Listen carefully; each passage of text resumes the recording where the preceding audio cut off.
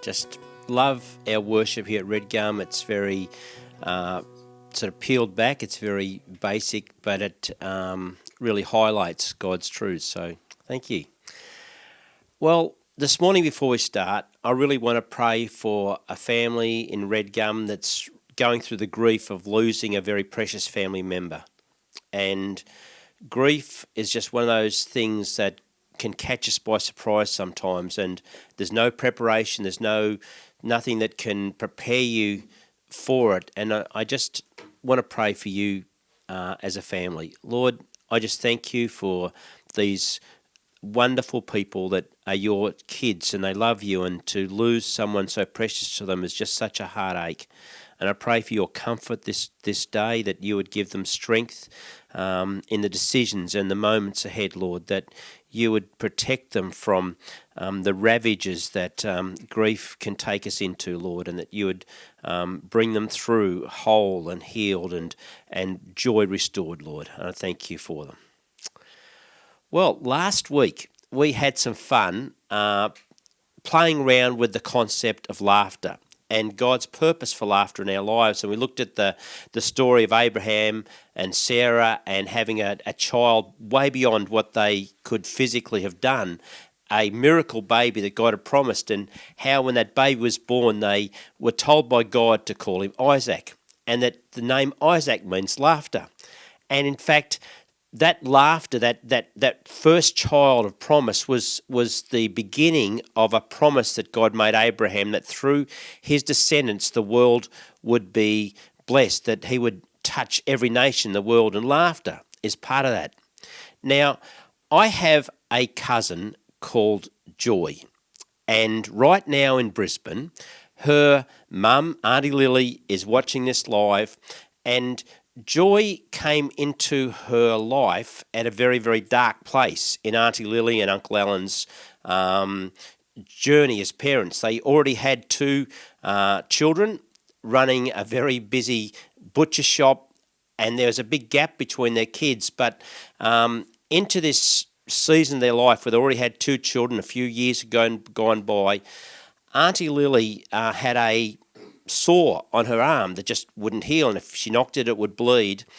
And she went to the doctor, and it was diagnosed as a malignant melanoma.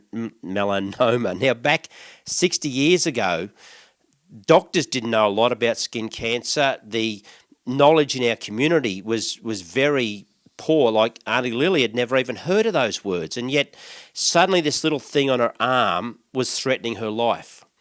And so with radical surgery, that was removed, and she faced a very dark period in their lives, that her life was possibly over. And after every month checking with the doctors, and as time went by, the possibility of maybe having another child became a reality. And 2.5 years after she was diagnosed and treated, a little baby girl came into their life called Joy, and then followed by Roy. Now, Roy and Rochelle, I know you're watching this as well, and it's just great to have you part of Red Gum Live today. Now, Joy, her name was a declaration that God had restored, that God was taking them to another part of their life. And I just love the name Joy. And Joy truly has brought joy to Auntie Lily's world. But joy and laughter are not the same thing. They're similar, they go together, but they're not the same. In fact, most people live with a joy deficit. It's like happiness is nearly within reach, but then you just can't quite get to what you sort of long for. Now, Christians tend to make a difference between the words joy and happiness, and add a much deeper meaning to the word joy, but our dictionaries don't do that. Our dictionaries describe joy and happiness as almost interchangeable words. They actually mean the same thing.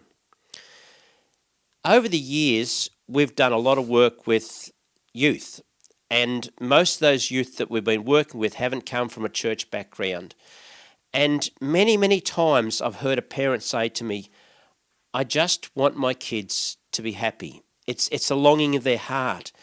And I think they've said that to me because they've lived with a lack of happiness. They've lived with a lack of joy, and they don't want their children to experience what have been going through. They want something better for their kids. I can remember I was given a jigsaw puzzle that was already made. My sister Rosalie likes jigsaw puzzles. I'm not a big fan of jigsaw puzzles. But I was given this jigsaw puzzle that was already made, and it was stuck onto a piece of board, and it was framed, and it was a complete jigsaw puzzle. And I wanted to use it as an illustration in our church in Sydney. So I decided to I just pulled off one little piece of the jigsaw puzzle, and I took it along and I held it up for all the people to see. And I asked them, what do you see? Not one person commented on the image, the picture of the beautiful mountains and the river and the jigsaw puzzle, what it looked like. Everyone said, there's a piece missing, right? Everyone agreed there was something missing. And the fact that everyone could see there was something missing was actually proof that the piece existed. We couldn't see it, but we knew it must be real. If it could be found, it would complete the picture, and it was obvious if it's missing, it must exist. In every society, even as individuals, as a culture, every sort of group of people have a joy strategy, a belief system in how happiness can be found. When the human heart locks onto something for our daily joy or happiness, if for whatever reason that is cut off, if it stops, if it's taken away from us, we implode inside. There's a hole missing, and we suddenly become really aware of it. It's like the 16-year-old boy or girl that has their first love, and then suddenly it ends. And they go from life is wonderful to I don't want to live. And that can happen in almost an hour, a day. It can happen just like that, bang, and they go to a very deep hole. Now, that implosion inside, that happens to adults as well. We just become a little bit more clever or hide what's really going on. But we're all vulnerable because our needs are so deep. Our longings are so deep to experience this joy and happiness in our life. We can even be unaware of how big this hole is until someone very close to us dies, till a marriage falls apart, till a friendship ends. Like it can go as wide as if the dreams and the plans that you have for life, if they just never ever happen, if time goes by and it just drifts, and over time you start to feel discouraged, no motivation, you have no reason to get out of bed in the morning, and happiness just eludes you. Now, that emotional loss, it can collapse our world. It's a very powerful factor. And life can happen in times when we have no preparation upon what's going on. So our society has strategies that will bring happiness. We live in a culture where we have two main strategies for happiness. And the first one says that being happy is simply just tick a box.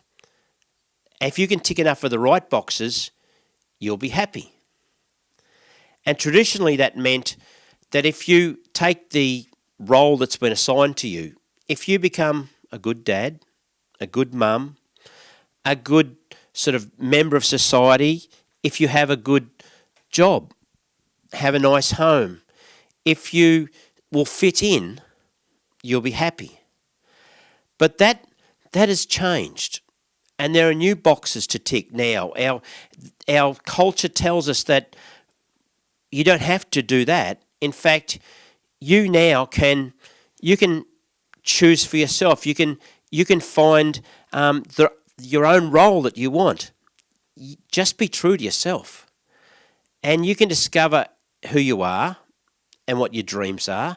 And if you will just pursue your dreams, if you'll achieve your dreams, you'll be happy. I don't know if you've seen the movie Babe. It happened a long time ago. But in that movie, there was a little pig that wanted to be a sheepdog. And the thought was that if you're a pig and you want to be a sheepdog, you can be a sheepdog. And so we have this strategy where you can be anything you want to be. And we've done that. We've changed roles. We've even tried to make men more feminine. We've taken hot wax and ripped the hair off their bodies and tried to make them look more feminine and softer and nicer, right? And that's a result of rejecting those traditional ways of achieving happiness. And we've blurred the lines. We now have a world where you can be any gender you want to be. Imagine how confusing that is to the kids in our world growing up today. In fact, we've gone past that to where you can be a non-gender person. And if you criticise someone for their sexual gender choices, what the sort of image they're portraying, if you criticise that, you're actually criticising their identity, because we've attached identity to these roles that we make for ourselves. We have a generation called Gen Z. It's the first generation in history where their identity is not primarily coming from the family they grew up in. It's now coming from the work that they do, the sort of fun they have after work, the hobbies they have, the interests they have. In fact, it's now become more about the money they make and how they spend it than the family they came from for their identity. And this is the first generation of Christians that are not sure that evangelism is morally correct. In fact, there's this thought that it's actually wrong to want to change someone's worldview. Our changing beliefs come through the stories that we tell, the stories that we hear. It comes through the movies we watch. In fact, any media, whether it's mainstream media, whether it's social media, it's whatever influences us. It's that thing that changes and takes story and reinforces beliefs. It's as simple as if someone somewhere in the world makes a statement, and then that gets copied, it gets liked, it gets shared, and it gains a power all of its own. And whether it's true or not, it starts to be something that everyone believes because the story that we're being told. Many years ago, when Jesus walked this earth, there was a people group who believed the stories that they'd heard growing up. And Jesus was trying to help them see that there's another way of approaching life. And he said to them, "The truth will set you free." Now, these people claimed to believe in Jesus, but they found those words offensive. And Jesus started talking to them about this. And as he's talking to them, he says this: if you stick with this living out what I tell you, because you're telling me that you believe in me, so if you're saying you believe in me, then stick with what I'm telling you, and then you will actually be my disciples, for sure. You're not going to miss out. And then he says, then you will experience for yourselves this truth. What truth?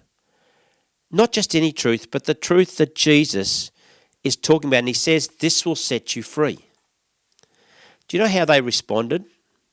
They went, nah, thanks Jesus, but nah, not really, because we're already free. And they rejected what he was talking about because they wanted to keep the beliefs that they'd grown up with. Do you know how those people responded that day? They ended up grabbing stones and rocks and trying to kill Jesus because they weren't free of hatred. They were outraged. We live in a culture of outrage. We say we're tolerant, but if you disagree with me, I'm going to be outraged. And they were not free, but they thought they were. Now, I love what is written in Psalm 119, and I want to read you those words right now. And this is what Psalm 119 says. Your word is a lamp to guide my feet, a light for my path. That's a wonderful promise. It's really a wonderful promise from God. And that promise has taken Coral and I on an adventure through life. As we've believed God that He would lead us, that He would guide us, that His word would actually shine in the darkness when we couldn't see what was going on. That has taken Coral and I to Sydney and back. It's taken us through some very hard times in life, but it's been this true north for us. It's brought us back to Bairnsdale.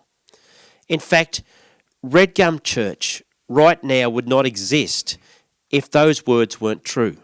They've been what has guided us, and it's what, when we came back here, we had this longing to gather other Christians, and that God's dream for our community and beyond would be expressed through Christians that could care for those around them. And so the fire recovery that is happening right now, there are people that have experienced the love of God through Red Gum that would not happen if we didn't exist. There are people like you that are watching this right now that I'm hearing stories back of the goodness of God, what's happening in your world, because we're following what God has put before us, the opportunities that He's given us. And so together, you and I are part of something bigger than ourselves. We're going to grow, we're going to be healed, we're going to be set free to be all God created us to be. And if God's word isn't a lamp to guide you, if it's not a light that you actually have shining in the areas where you can't see and can't understand, you are left with only two strategies to combat those deep longings for happiness and joy in your life. Now, strategy number one, it's naive. It's the story of ticking the right boxes that we'll be happy if. And that's the primary strategy in our world today. And it gives simplistic answers to complex questions. And so people approach COVID with this simplistic set of answers to a complex situation. We approach that same way to happiness. Now, strategy number two, it starts to kick in when we discover that strategy number one, it doesn't work. And with strategy number two, we discover that strategy number one doesn't work when two things happen. When we experience failure or when we experience success. Not many of us experience success.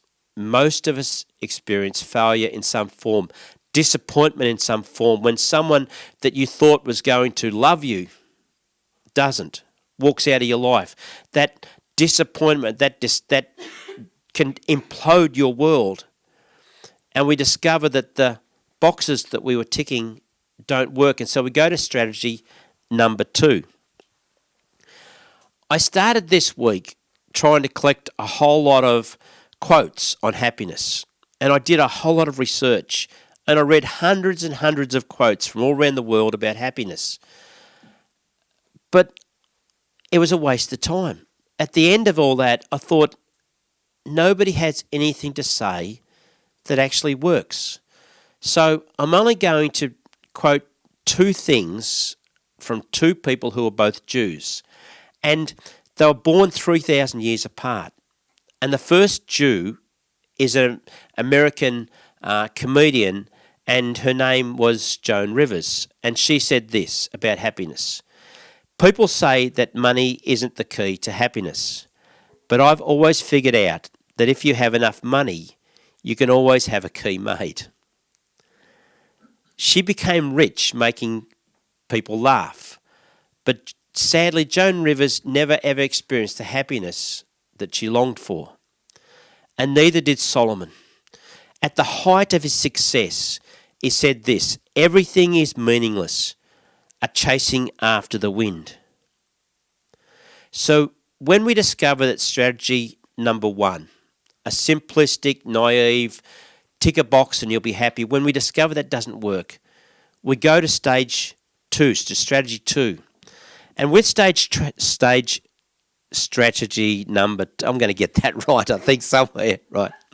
But with this strategy number 2, we get to a place, we play a game called Switch. And we start looking for a sea change in our life. We hit a midlife crisis. You'll see somebody that you would never expect them to shift to the country. Suddenly they're off to the country, or someone changes jobs and you think, why did they do that? And so sudden things happen. And people make choices that you think, why in the world? It's this switch that takes place. It can be a girl that maybe got pregnant early and had a family early in life and had responsibilities early, and then the relationship's over, and suddenly she goes from this sort of normal mum into dressing differently, like spending money on her, getting cosmetic stuff done and out partying, and it's this change of switch. That's not working, I'm going to try this. Another thing we do in this strategy number 2 is that we become frantic. And this is where we just go harder. We try harder, we work harder, we pursue, we want something bigger and better. We stay with strategy 1, but we just go harder. And this is a tricky one because it actually works for a while, because we're so busy, we don't stop to realise how empty we are. We just keep pushing and pushing and pushing. And you can do that for a long time in your life. But eventually you realise that all that chasing, like Solomon said, is meaningless. It's just wind. And there's nothing to be seen, nothing to be achieved. The third approach is where we become cynical. And we admit that life is not going to give us what we want. So if life can't give us our deepest longings, if it's not going to give us happiness and joy, well, we're just not going to need it. And we harden our heart. We make a decision that I don't need that. And so we become cynical. So we don't feel pain, so we don't feel the disappointment. And you'll even start to think, I'm grown up now, I'm not childish, I'm an adult now, I can see through all this stuff. I've left behind all that childish stuff. You may even feel a little bit superior because you can see through stuff that other people can't see through. And you become critical, and you even laugh at people's inability to see what you can see through. If you find something in our world that will not satisfy the longings of happiness and joy, if you find that this world doesn't do that, if our life doesn't do that, that's actually proof that there's something that's bigger than our life, that's bigger than us, that there's a God factor that we're missing. And there was a significant night in the life of Jesus when he gathered the disciples together. It was his last night with them before he would be nailed to a cross. And he picks this moment to say this. He begins, I've told you this. We're going to go back in a moment and look what he told them. But he begins with, I told you this. And what he told them was how to get what he's about to tell them. And he says, I have told you this so that my joy may be in you, and that your joy, your happiness may be complete. Jesus is offering a way to complete our happiness, our joy. And you can't complete something unless there's something missing. God doesn't have a joy deficit. We do.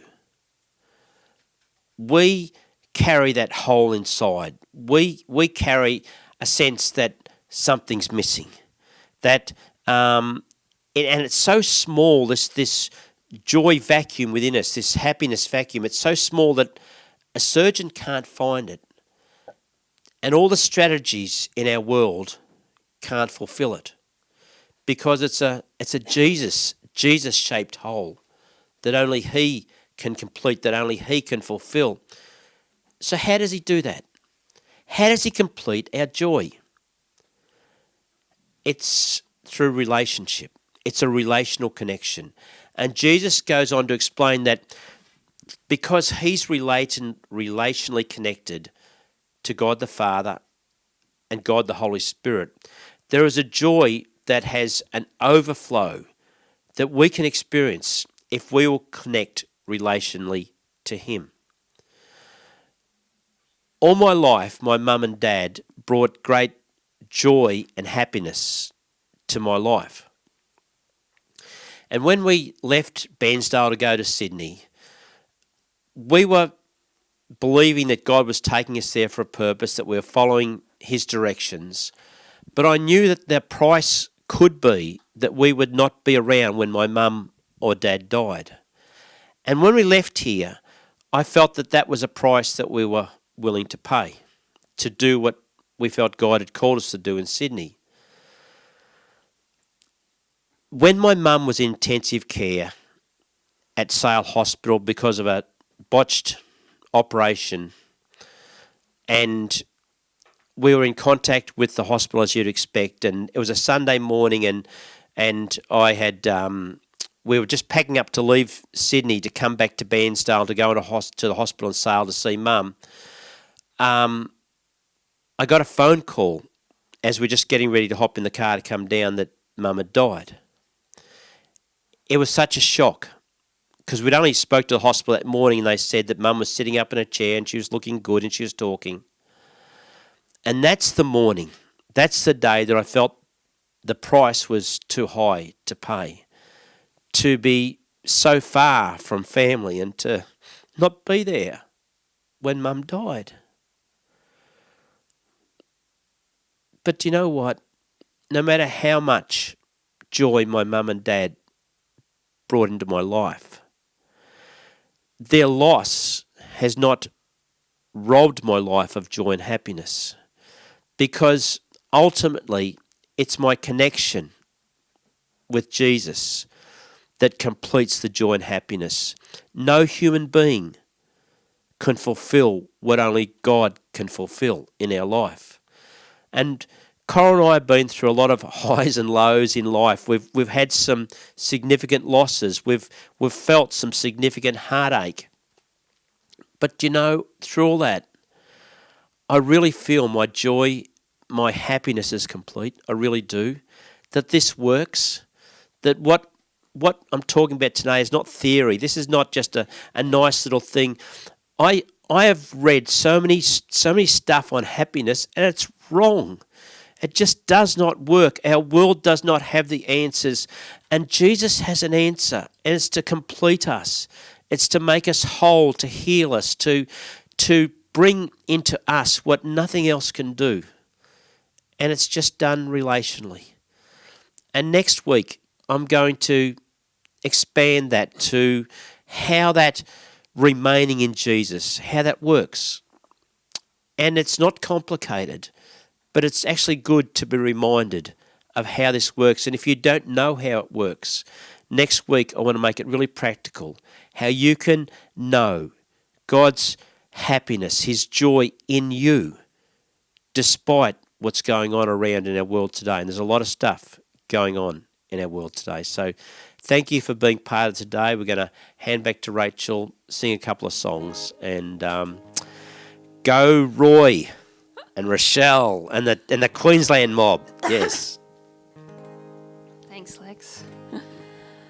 We're going to sing about the goodness of God by singing the goodness of God.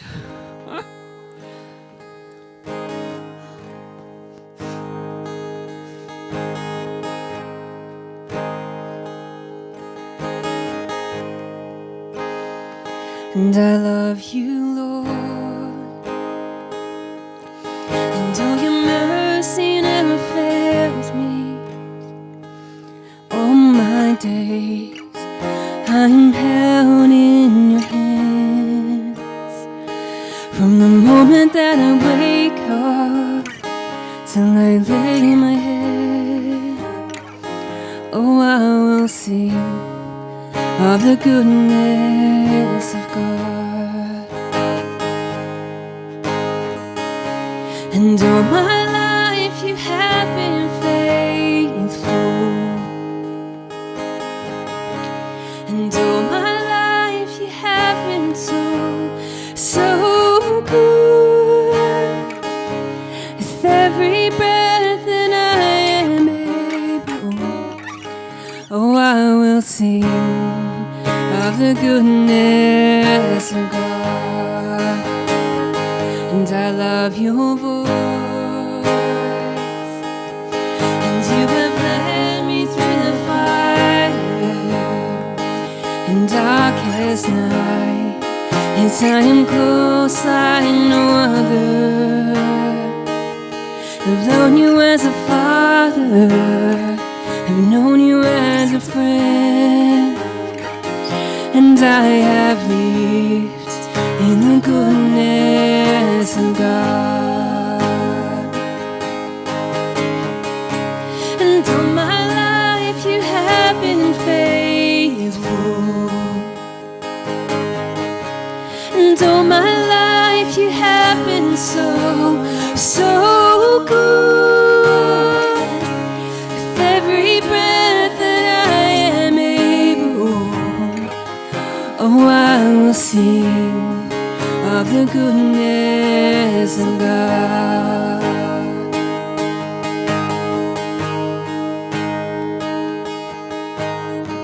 As your goodness is running after me.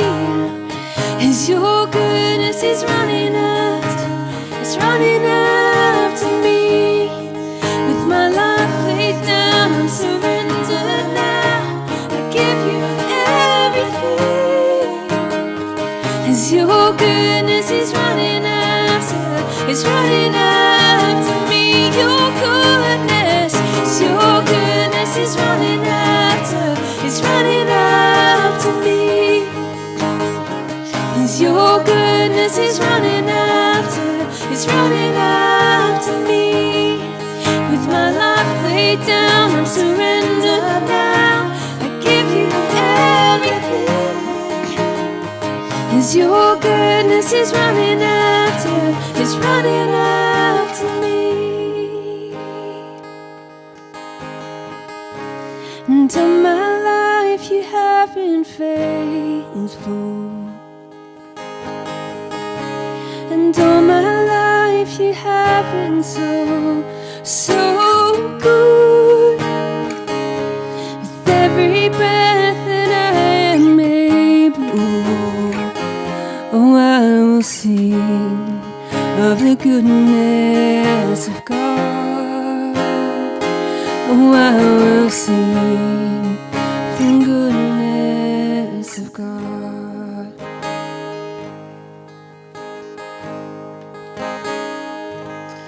Just before you do the next song, I just thought it would be really great. It is this National Day of Prayer, and I just want to really pray for Victoria in particular, and I'm just going to do that now. So, Lord, I speak your comfort to people that are really struggling right now. The fear level is increasing, and yet you have people that are totally self-focused, who don't care about what's happening to those around them and just do their own thing and bring even more fear into our community, and businesses that are struggling now because of the selfishness of individuals that don't care. And Lord, I pray that we would be a nation, that we would become people that would take on your values, connect to you relationally, so that we actually do care about our actions and how they impact those around us, that we don't have to fear the unknown, that you can be with us. And so, Lord, I pray that in all these struggles, there would be your answers, your solutions, your heart of love and compassion for people would be expressed through Christians everywhere, Lord. That we would step up, and even though we may not physically be able to communicate to friends like we would normally, we can still communicate. And I pray that we could be encouragers of those in our world around us. And if today you've been watching this and listening and you're feeling like I don't have happiness. I don't really have joy in my life. It's not just a matter of ticking a box. It's about a relationship with a God that made you, that won't let you down, that won't disappoint you, a relationship that completes us. A human being, no matter how amazing they are, can't complete us because they're flawed human beings like we all are, but God can. And I would encourage you just to have a chat with him. Invite him to come and complete every part of your life. He will not let you down. Thanks, Rachel.